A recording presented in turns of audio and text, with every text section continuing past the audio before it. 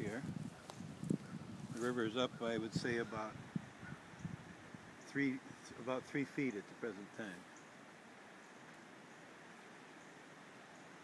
In the summer, when there's not a lot of stuff running off the farm fields, the water's fairly clear.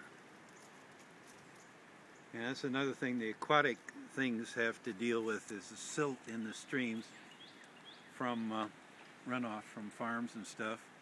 The other thing they have to deal with is chemicals in the water from runoff from farm fields and stuff, and from people's yards.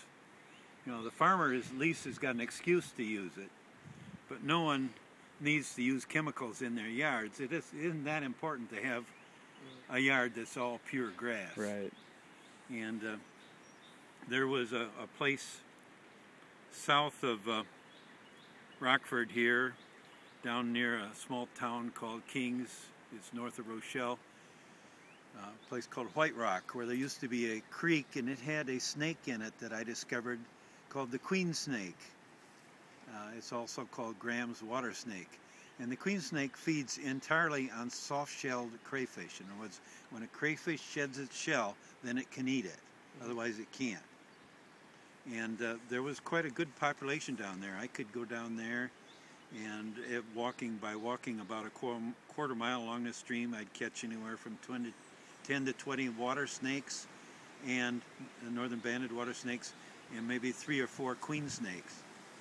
When I became the director of the Burpee Museum of Natural History, I had a live reptile exhibit to try to attract people that normally wouldn't come to a natural history museum.